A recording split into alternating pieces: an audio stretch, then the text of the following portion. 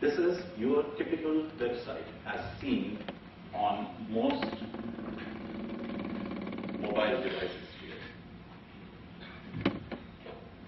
I can go to any company's website. I can go to any developer's website. I can go just about anywhere today, and this is what I will be presented. And then, I have to start doing things like this, expand and then shift around and whatever. But not everyone is like that. There are smart people who have understood that it doesn't work that way, and they recognize a mobile device when they see one and present a completely different picture. What they show is, stuff that the user will probably need and can quickly do and select. Now, whether it's a website design that adapts to mobile devices, or whether it's an application, a native application that's running over here, you've got to get the PC mindset out of your head. I'm currently in a long-standing, now almost 3 years long argument with a very well-known travel operator, the #1 in online travel bookings, whose website to this day is a nightmare to use on a mobile device. If I have to book a ticket, if I'm on a PC or if I'm on my Mac or doing whatever, I would go instantly to that vendor's place and book my ticket and be done with it. Takes a few seconds. But if I'm on a mobile device, I have to go to his competitor, because his site is unusable on this. Nor does he have a mobile application, extremely easy to write these days. Nor does he have a mobile application that I can install over here and quickly do my bookings, find out what's available, click and buy. Why? Here's the next one. Not enough market, not enough users. I have a counter argument for that. You aren't seeing the users who want to use mobile devices because they're going to your competition,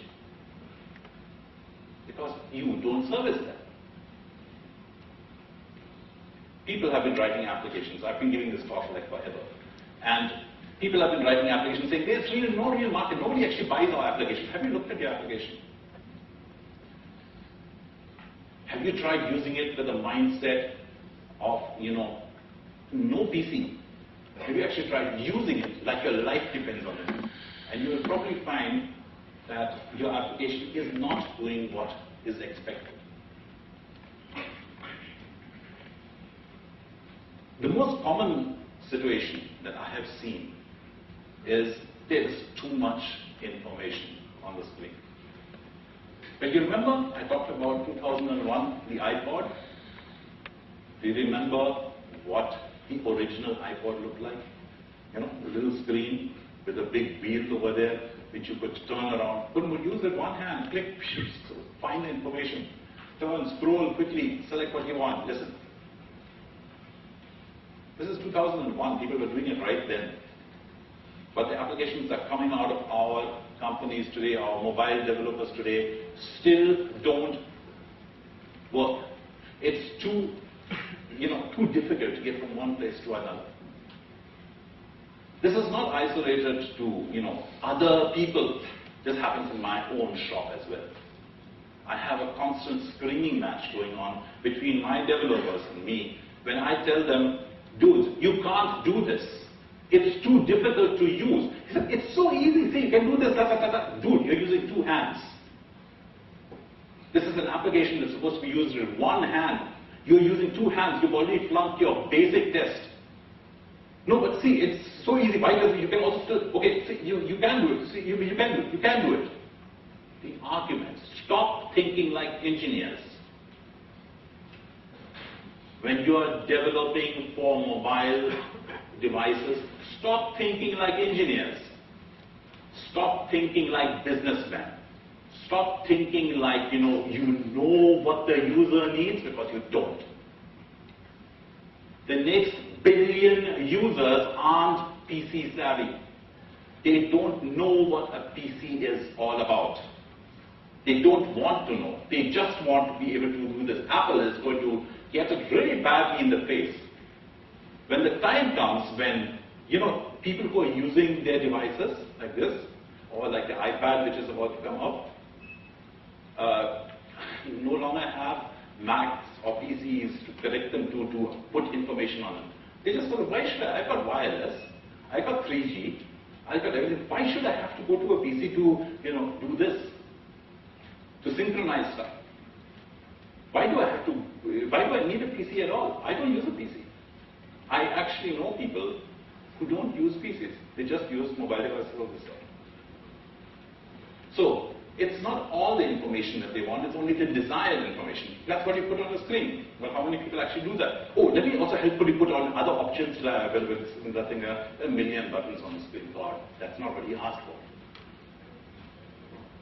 The goals of mobile computing, as far as defined by me, way back when, okay, were to stay informed, to reach and to be reached, if it's a connected device, which most of them are, but hold that thought. Yeah, you want to move on. And to be entertained. But, let me give you an alternative scenario. Have a look at this. This is all of Wikipedia. All of it. Every single article of Wikipedia. And I can search, and let's look for Mobile Monday. And here is the complete article of Mobile Monday. See? Big. Usable. Runs on 2 AA cells. Is not connected to anything. Has no 3G, no Wi-Fi, no GPRS, no Edge, no USB, nothing. But this is a valid mobile device, and even worse, for those of you who were, careless enough to think that you know what a mobile device is going to be like in the future. This is what millions of kids and people in later life, I know people in Infosys who are using this, okay, are going to be using. Now, how do you create an application of this? Or have you ever thought about that? Have you ever thought about the concept of not being connected or not having any storage? This thing has got 2 AAA cells in it, which used under normal conditions will last a year. This is the kind of thing the next billion people will also be using. I'm not saying that's the only thing they're going to be using, they will also be using.